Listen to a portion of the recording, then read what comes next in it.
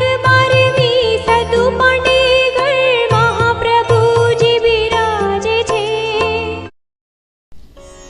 આન્યોરની બેઠક એ મહાપ્રભુજીની 12મી બેઠક છે.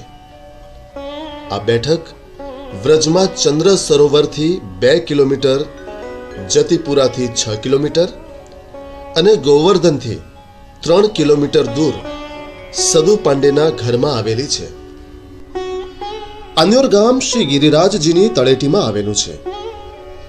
સારસ્વત કલ્પમાં જ્યારે પ્રભુએ વ્રજ ભક્તો પાસેથી ગોવર્ધન પૂજા કરાવી અન્નકૂટ આરોગ્યા, ત્યારે વ્રજવાસીઓ પાસે પોતાનો હસ્ત લાંબો કરી આન ઓર એમ કહેલું. તેથી આ સ્થળનું નામ આન્યોર પડ્યું છે. આન્યોરમાં સદુ પાંડે નામના એક બ્રાહ્મણ મુખિયા રહેતા હતા.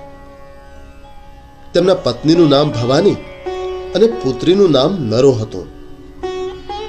તેમનું ઘર શ્રી ગિરિરાજજીની તળેટીમાં આવેલું હતું. શ્રી મહાપ્રભુજી જ્યારે દક્ષિણ યાત્રા કરતા હતા ત્યારે ઝારખંડમાં શ્રીનાથજીએ આપને આજ્ઞા કરેલી કે હું શ્રી ગિરિરાજજી ઉપર પ્રગટ થયો છું, માટે આપ ત્યાં પધારી મારી સેવાનો પ્રકાર શરૂ કરો. તેથી શ્રી મહાપ્રભુજી અહીં આન્યોર પધાર્યા. આન્યોરમાં સદુ પાંડેના ઘર પાસે શ્રી મહાપ્રભુજીએ મુકામ કર્યો. સદુ પાંડે અને અન્ય વ્રજવાસીઓએ શ્રીનાથજીના પ્રાગટ્યનો ઇતિહાસ વર્ણવતા કહ્યું,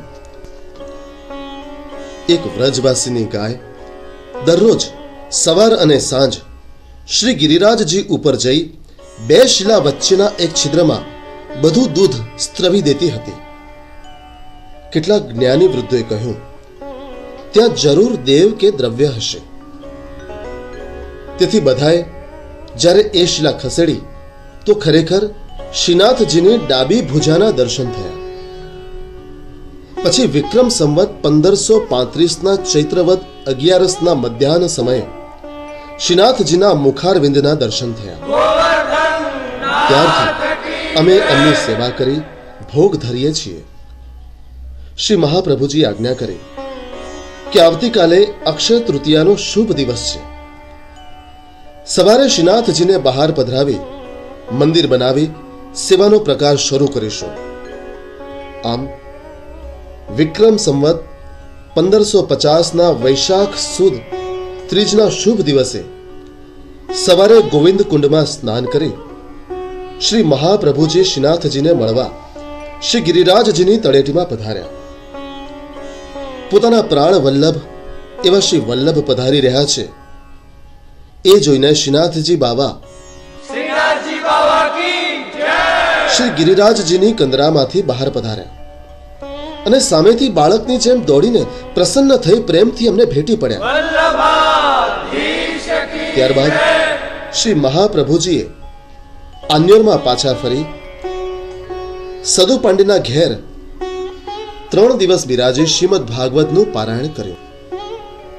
આજે પણ અહીં સદુ પાંડેના ઘરમાં શ્રી મહાપ્રભુજીના બેઠકજી પ્રગટ બિરાજે છે.